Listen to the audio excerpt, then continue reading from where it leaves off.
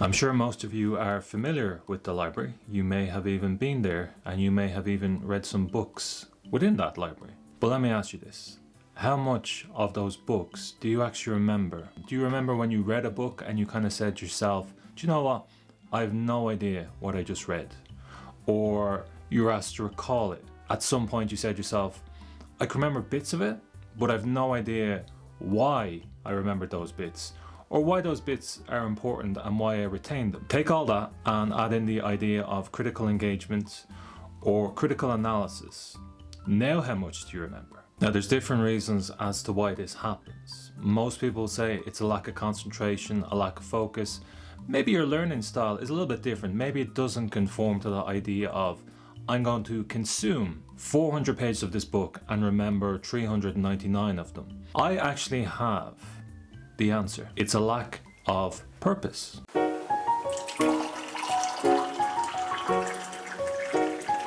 Now this lack of purpose will of course feed into the idea of why am I in college? Why am I doing this? Should I be doing this? Should I be doing a master's thesis? Should I be doing a doctorate? Should I have enrolled in this undergrad course? This all feeds into the idea that if you're not clear on that, well, how the hell are you going to remember all these course books? And do you actually want to remember them? Because that's a big important thing in the brain. During the Leaving Cert, we're expected to learn off reams and reams and reams of information, which we don't technically want to remember. We want to remember the stuff that's important to us, what we're going to study in college. For me, I had no interest in the sciences, but I took up biology. I had no interest in remembering or caring to remember anything about Spirogyra. Spirogyra is still stuck in my head. I have no idea what Spirogyra is, but it's there. It's there anyway, and it'll be there until the day I die. It'll be my last words to my family. I'll just say Spirogyra, and then I'll just pass out. Purpose, the whole idea of like, am I in the right course? Am I an actual academic, or am I a fake academic? Both are actually perfectly fine. Still, we have a question.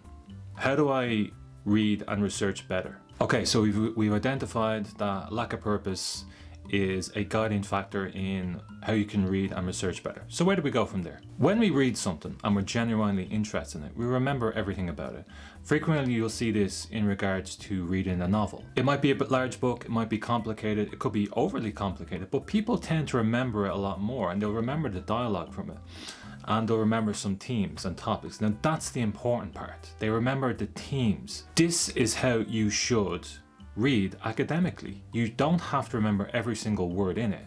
That's a holdover from the Leaving Cert and from reams and reams and reams of memorization, which unfortunately colleges still implement for undergrad level, where you're supposed to not only critically engage with several topics, i.e. your essays, but you also have to, at the end of all that, go back to the Leaving Cert tried and trusted method of consume as much knowledge as possible and then vomit the whole thing out onto the table in 3 hours. So this raises an important question, boys and girls.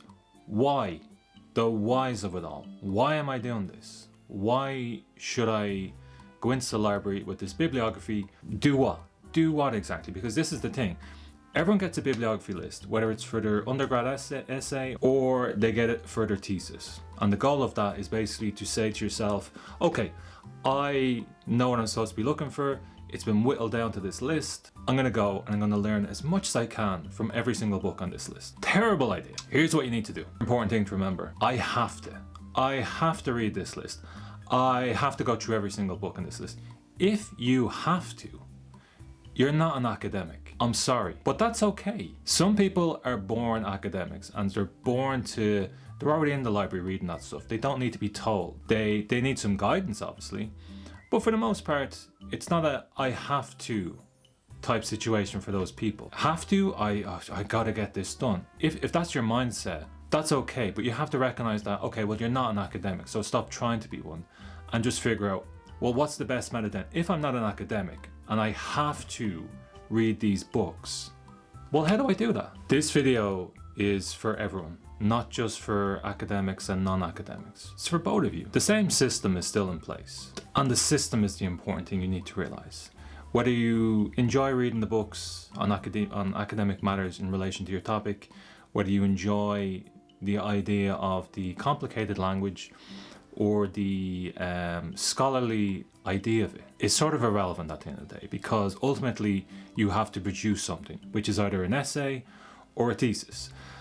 And to do that, you need to realize why you're doing it in the first place. The same marking scheme, the same building blocks, they're all there, and they're all there to be gamed in some respects. The system can be rigged against you, and if you're not used to being in that system, then you're kind of saying to yourself, okay, they just want me to read 20 books on this topic. That's not what they want you to do. At some point, communication is broken down, or they go into college and, well, to be an academic, I have to read 50 books on this topic. Where does that get you? Where does knowing 20 books off by heart get you? If you're the type of person who can learn off 20 books, have them all in your brain, nothing else is leaving your brain and it's just staying there, and you kind of say to yourself, okay, I can go into an examination, I can go into an essay type situation, I can regurgitate all on the paper. That's brilliant. That is not what's required of you though. Just build a thesis. Just build a simple document. Introduction, conclusion, lit review, methodology, findings, discussion, conclusion, reference list, appendices. It's that simple. You can make it as complicated as you want to be. At the end of the day, your examiner just wants to see the same basic structure, same basic document. I got a few things. They fit on my finger. Know what you're looking for. That's the most important thing. Know what you're looking for. You have that reference list. You have your 20 books. There's going to be much more than that. That reference list is just the starting off point. I know a lot of you are like, well, the point of those 10 books on my table that I've taken out of the library is I have to learn them all off by heart. And I have to regurgitate because my supervisor or my lecturer expects it of me. Just be a little smarter about it. What's in those books particularly? Like you're reading books ultimately either for the love of it. You're in the academic side now, so you're an academic. If you're doing it for the pure love of it, then you're an academic, because the knowledge in itself is the most important thing to you. It doesn't matter where it's going. It's just like you have become. It's a nice warm feeling. You're like, oh, I really enjoyed reading that. But for non-academic people, let's say people who are just like, I'm just here because I want to advance my career, or I love the field I work in, but I need a qualification to further it. And although I do love learning about all this stuff, I hate having to study it. That's an incredibly justifiable and valid response.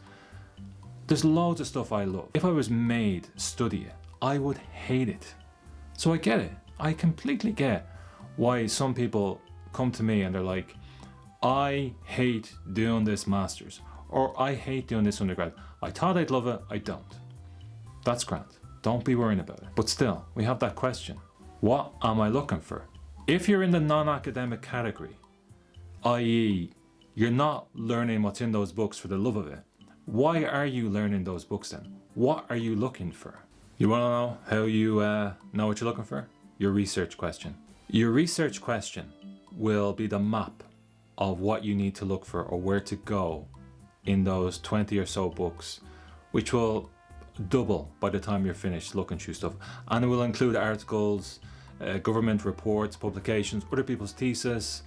Ultimately, your research question will be able to put boundaries on where you should go. So it'll say to you, here's my research question. So I'm looking at something very specific now.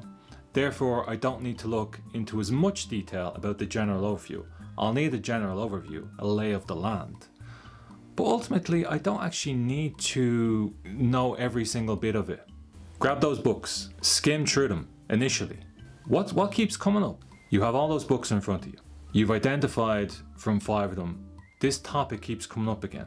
It keeps coming up over and over and over again. This author here, a completely different book from this author here, but they're talking about the same stuff. And what are they talking about? Well, make a list of it. What's the most important? What's the most salient themes or topics that keep coming up? Now you're thinking a bit differently, because now you're saying to yourself, I'm not reading the book. I'm skimming it, dissecting it, and getting the most important parts out of it. Some parts you're like, I don't actually need that, or I don't care about that, because my research question is only about this topic. So I'm looking for those particular keywords and themes and topics that relate only to my research question. So now we're thinking a bit differently. Now we're no longer saying to ourselves, I have to read those 20 books because it's expected of me as a student slash academic that I love reading those books. Confession time. You don't need to love it. Just say to yourself, do you know what? It is not for me. I'm not an academic. I don't love, these books are not on my Santi list, you know, they're just books I have to read and skim through. You've got to get through it. In that case, get through it by not sitting down on page 1 and going, I'm not leaving this library until 8 hours later when 25 of those books have been read. Ridiculous. And we've all been there, looking out the window, because I'm just like, I hate all of this. I cannot retain this. I don't want to retain it. And I'm here looking out the window into the horizon thinking, I made the worst decision of my life. I repeated the leave insert to look out the window. There's one thing I said there that people always forget to look up, and they just focus on the 20 or 30 core textbooks. Focus on other people's thesis. That is the greatest tip I can give you. Rather than read 50 books on a topic, find someone who's on a similar enough topic to you and look at their literature review. Lo and behold, someone has done the work for you. In this case, you're basically looking at the literature review of those people and saying, okay, I looked at 20 or 30 theses, and it's much easier to read 20 or 30 people's thesis. In a thesis, it's raw. The headings are there. The headings are extremely raw. It says literature review. It says why the literature review has been done, and it's arranged and structured in a manner that speaks much better to people who are non-academics who just want the pure information. I always go on about keep the finance chapter raw data, because someone wants to come along and just grab that raw data. They don't care about your interpretation of it. They don't care about your spin on it. They just want the raw data. If you take that approach with 20 or 30 lit reviews, now you're thinking smarter. You're thinking, okay, the point of all those theses was they were answering a research question. You're also answering a research question. Look at how they've done the headings. Look at how they've composed their literature review. Everything in that literature review is a culmination of reading 50, 60 books, or, you know, and that includes articles and all that sort of stuff. But it's been condensed into 20 pages, or 10 pages, let's say. And everyone somewhere has done the work for someone else. It's a giant relay race. We're just going, here's the literature review I have. Here you go, run with it. And they add a little bit more to it, and then they run off and pass it to someone else. There's no point, if you don't want to, in reading 20 or 30 or 50 or 60 or 100 books and articles on the topic, if you've no idea what your end goal is. And here's the important part. What is your research question then?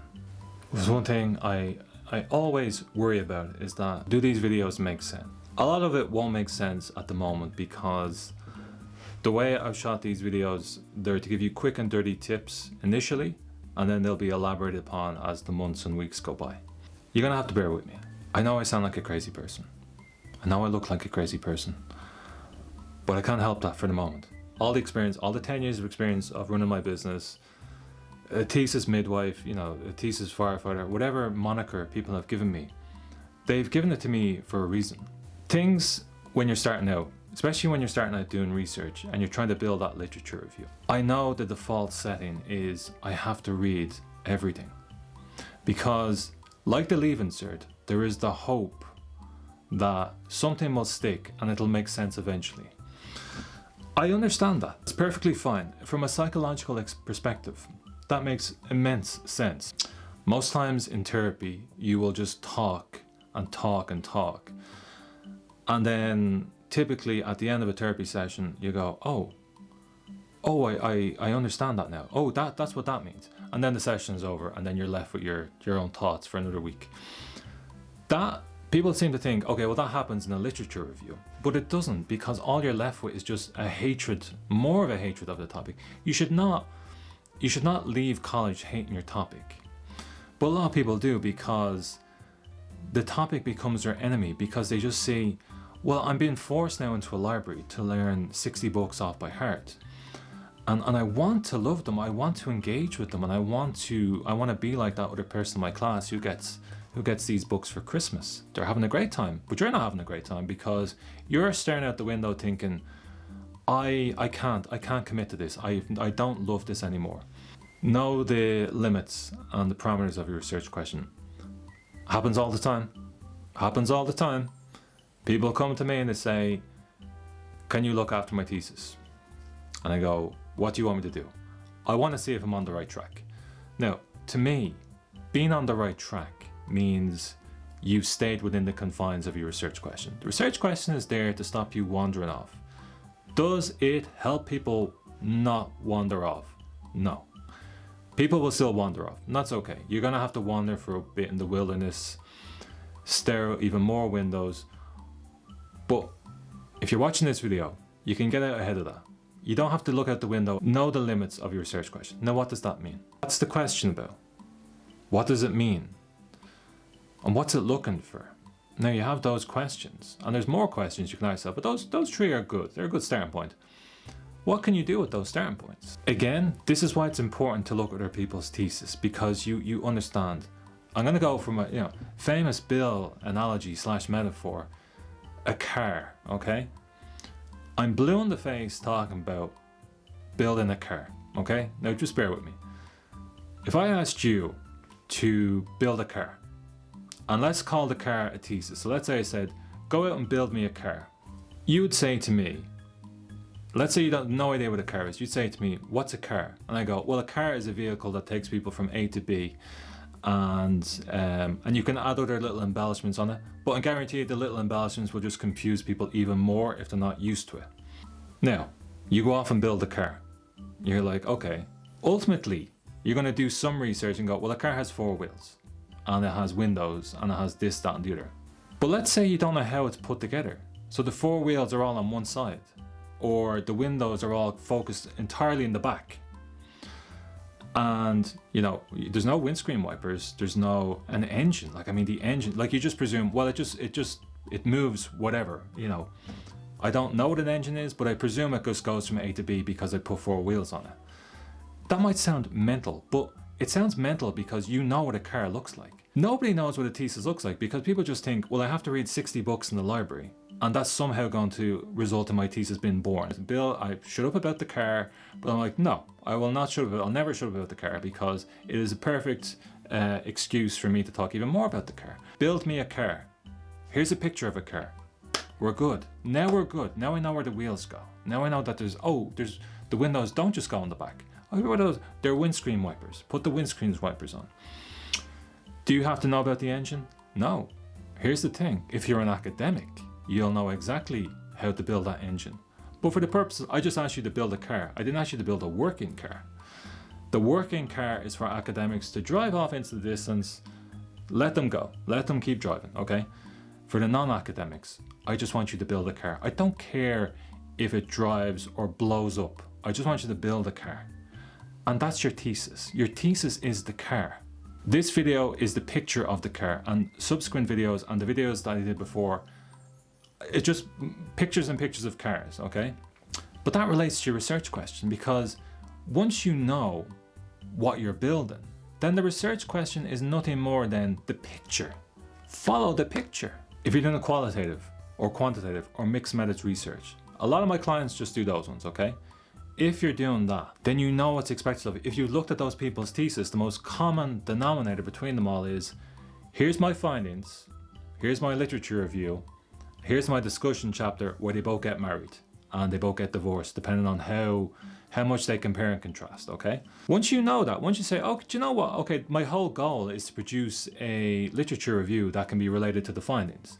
Well, now you have some answers. Well, I don't actually need to read 70 books. I just need enough books and topics, most importantly, and themes in the literature that I can use now in my discussion chapter. A very well put together literature review will grab the most salient themes, the most important themes and topics. You look at them, you look at 10 different topics and you say to yourself, do you know what? Now I have something to do out my questionnaire. Now I have something that I can build my interview questions off. The goal is not, again I'll say it, to read 60 books and hope for the best. The goal is to do that, what I just said. And when you know that, you can now build your questionnaire, your interview questions, and you know what? Your findings, because it's been tailored to relate back to that literature you just looked at, the most important topics, now everything is going to match up. That is the picture of the car. And that's why it's important to have a picture of what a thesis looks like. Okay, I know my research questions now. I've looked at all these different people's thesis, and they've done a similar enough research question, because they're going to find a research question that's kind of similar to your own, and it's going to be in the same area. So if it's in the same field, like healthcare, and they're looking at, say, opioid addiction, okay? You're going to find loads of people's thesis on that. And you're going to realize, okay, 10 people, their literature reviews, they're more or less the same, because there's only so much textbooks on something. What's the most important topics, and how are they going to relate to my findings? Ultimately, that's it. Don't be disheartened, don't be put off. You're going to see all these guidebooks, they're going to be talking about terms which I mentioned here. Ultimately, you're going to coming away thinking, okay, well, it just means I go to the library and spend the next 3 years there looking out the window. You just have to realize that, number one, are you an academic or non-academic? And that's going to factor in how you do research. Research and reading are going to be the same thing for you if you're an academic. If you're a non-academic, research and reading are going to be vastly different. Dispense with the reading part of it and just do the research part of it. Be smart about what you're reading and know what you're looking for. Know what you're supposed to be reading these books for.